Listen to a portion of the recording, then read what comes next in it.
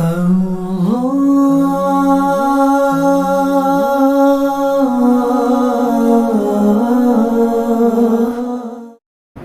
عبادت و ریاضت میں جب زندگی گزاری تو رب تعالیٰ نے وہ مرتبے عطا فرمائے کہ جو حدیث میں نے بیان کی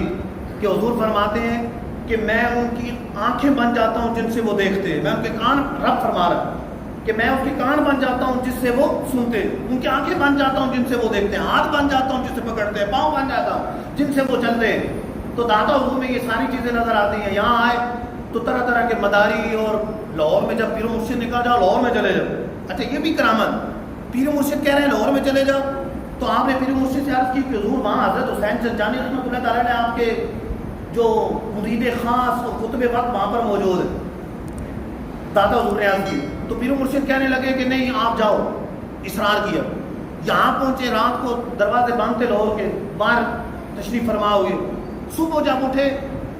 تو جنازہ آ رہا ہے، پوچھا کس کا جنازہ ہے؟ بتایا گیا کہ حضرت حسین زنجانی انتقال کر گئے۔ اب حکمت سمجھ آئی کہ پیر و مرشد دیکھ رہے ہیں کہ لاہور کے پہلے کتب انتقال کر رہے ہیں اور داتا حضور کو کتب بنا کر لاہور میں روانہ فرما رہے ہیں۔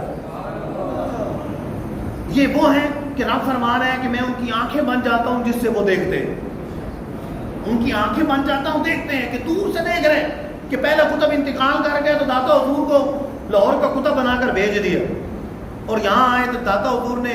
اور کوئی کام نہیں کی کہ پہلے قوالی شروع کی ہو، کوئی اور کام شروع کیا۔ یہاں کر داتا حضور نے سب سے پہلے مسجد بنائی، مسجد کو آباد کیا، داتا حضور نے مسجد بنائی۔ ڈھول دھماکوں کو داتا حضور نے کشف المحجوب میں منع کیا ہے کہ یہ گانے باجے ڈھول دھماکے یہ درست نہیں ہے۔ اب لوگوں نے یہ تماشے بنا لیے، مطلب ادھر سے ڈھول بجا رہے ہیں ادھر سے باجے گا رہے ہیں، تو یہ شریعت میں جائز نہیں، شرم درست نہیں ہے اس طرح کرنا، باجے بجانا، ڈھول بجانا، پیپڑیاں اور یہ تالیاں اور یہ ناچنا، اور یہ اس کی اجازت تو نہیں۔ داتا حضور نے لاہور آ کر سب سے پہلے مسجد بنائی اور خود اینٹیں اٹھا کر مسجد تعمیر کی، اور پھر آپ کی کرامت بھی ظاہر کہا جاتا ہے کہ لاہور میں سب سے پہلے داتا حضور کی کرامت یہی ظاہر ہوئی کہ اس کا قبلہ مسجد کا لوگوں نے اعتراض کیا کہ جنوب کی جانب ہٹا ہوا، مسجد جب تعمیر ہوگی داتا حضور چپ رہے، مسجد تعمیر ہو گئی تو لوگوں کو بلایا، اور وہاں پر پہلے سے جو مسلمان آباد تھے تو پیچھے کھڑے ہو گئے، داتا حضور نے نماز پڑھائی، نماز پڑھا کر ان کی طرف دیکھ رخ کیا اور کہا کہ میں نے سنا ہے کہ سب لوگوں کو اعتراض ہے کہ یہاں پر یہ قبلہ سے مسجد ہٹی ہوئی ہے، مسجد کا قبلہ تھوڑا ہٹا ہوا، تو کہنے لگے کہ ایسا نہیں ہے، دیکھیں قبلہ سامنے ہے۔ یوں داتا حضور نے اشارہ کیا تو سب نے دیکھا کعبہ سامنے نظر آ، سارے پردے ہٹ گئے کہ رب فرما رہے ہیں میں ان کی آنکھیں بن جاتا ہوں، بخاری کی حدیث بیان کی، ان کی آنکھیں بن جاتا ہوں۔ یہ تو ایسے ہیں کہ خود تو دیکھ رہے ہیں، جسے چاہتے ہیں یہاں بیٹھ کر کعبے کے جلوے دکھا دیتے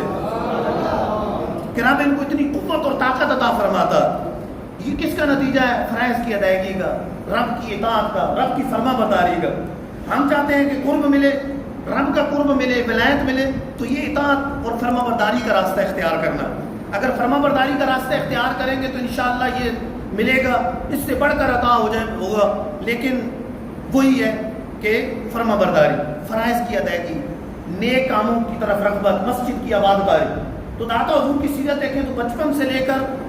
آپ کی وفات تک پوری سیرت علم اور عمل کا پیکر نظر آتی ہے۔ اللہ تعالیٰ میں اولیاء اللہ کی سچی محبت عطا فرمائے، ان کی اطاعت عطا فرمائے، ان کی زندگیوں کے مطابق اپنی زندگی کو ڈھالنے کی توفیق عطا فرمائے۔